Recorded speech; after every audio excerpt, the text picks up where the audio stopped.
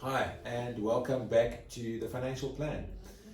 Thank you for the feedback that we've received so far in the series, and we're glad that you're enjoying it.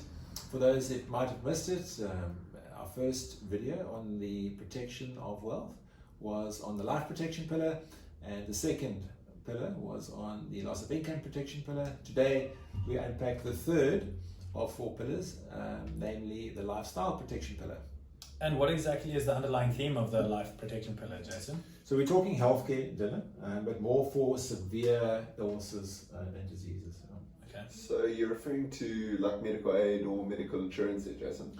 No, not exactly. Medical aid or medical insurance is an important part of the protection of your wealth, okay, and we will cover that later on in the series. The medical aid would actually form like a layer that forms on top of the four pillars. Okay. But Jay, if we have our medical aid cover sorted and also our loss of income protection pillar that we spoke about in the second video last week, surely that's enough cover, and then why exactly would we need the lifestyle protection then? Good point, Dylan, and this might actually be the case, but this is a benefit that financial service providers offer, okay, that pays out a lump sum, okay, in the event of you contracting a dead disease, okay, and this will allow you then to maintain your lifestyle as your ability to earn has actually now been affected. Okay, and what exactly constitutes the dread disease, Jay? Well, the main areas, the benefit categories are cancer, heart attacks and strokes, okay, but there are also specific benefits for females and for children as well. So you'll only be covered for major illnesses then? Look, most FSPs or financial service providers cover around about 30 categories, okay, that you can be covered under. Also, what you're covered for is certain events that are of a less severe nature, where you can get paid out a percentage of your insured benefit. And then, for example, joint replacements, or you have a neck fusion as a result of a traumatic event like a car accident or something like that as well, and then you could get paid out less, which would also then alleviate some financial burdens there as well. Okay. Why exactly would I need this? Yeah, so if you're a salaried person, okay, especially, and you've got your income protection sorted out, your loss of income protection pillar sorted, you've got your medical aid and there could well be a case where a 500,000 rand payout could actually be a luxury. Okay. However, there are a number of cases where, despite having those benefits in place, you still experience financial shortfalls due to the very expensive nature of the treatments that are actually available when you're contracting a dreaded disease.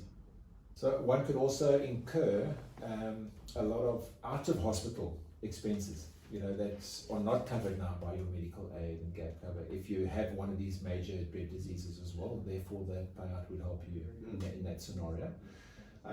You could also be a situation where you might want treatment overseas and your medical aid is saying to you, no, well, we don't cover that. That gives you choices, okay, where you could have or experimental or elective treatment that you could then pay out of the lump sum benefit that you're paying. And it could give you more choices in that you might decide, well, let me take a year off, let me resign, and I've got a $500,000 payout, let me go and take a year off to get over this illness and not have to worry about fighting about income protection claims and stuff like that as well. So it certainly does give you choices as far as that's concerned as well. Then you've got the scenario where you are self-employed or entrepreneurial and commissioned earners or whatever it might be. And then this having dread disease in your portfolio could then make the world of difference. And why is that? Well, a friend of mine runs his own restaurant, Bill, and if something went wrong with him, that could be a major stumbling block for him. So if he got a dread disease payout, he could use that money to help recruit the best person to help him run that restaurant and pay him out of that while he recovers. Okay, so I guess other than the medical side, he could also use it to go and headhunt somebody with incentive. Yeah, that's exactly right. And it could be, that's a good example. And if you're in commission, right, and you get into a dread disease story, what's going to happen to your income? Yeah, I guess my income would take a big hit before my claim was approved as well. So do you guys have medical aid and gap cover? No. But why not? Well, the company that we work for doesn't have a medical aid scheme, so obviously we've got the option to, take it out in our own personal capacity, but I mean, just the quotes that we got on it, it's like 1,500 Rand per month, and that's just for hospitalization, not even just day-to-day cover. Yeah, and we like never end up in hospital. Okay, so you're taking a calculated risk there. But if you do end up in a situation where you land up in hospital, I mean, what are you going to do if you do need treatment? Well, if it was that serious, I guess I would just go to a state facility. And what would the costs involved be there? No idea, isn't it free? No, it's not. Only if you're unemployed. Well, we were under a complete different assumption.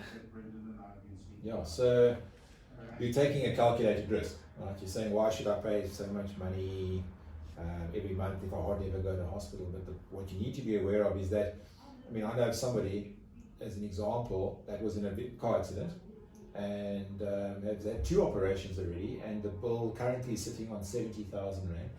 And she's got a garnishing order on her salary for 500 Rand a month for the next 10 years. That's not ideal at all. We don't No, want that. it's not ideal. Jason, you mentioned something about like 500,000 Rands worth of dread disease cover. What would that cost for me? Jean-Luc, you'll be surprised. It's probably in the region with your profile around about 125 Rand a month. Oh, very full. 500K. For 500,000 cover. So I mean, then It's a lot. in the instance of getting one of the 30 dread diseases, or I mean, then you can afford private healthcare. And in fact, some of the benefit categories are, for example, trauma injuries as to the head, neck, and spine qualifies for a payout. So now that is typical of an accident. So that's not anything to do with you being young or old or whatever, because you're probably thinking like, I'm not going to get a heart attack or stroke, whatever it might be.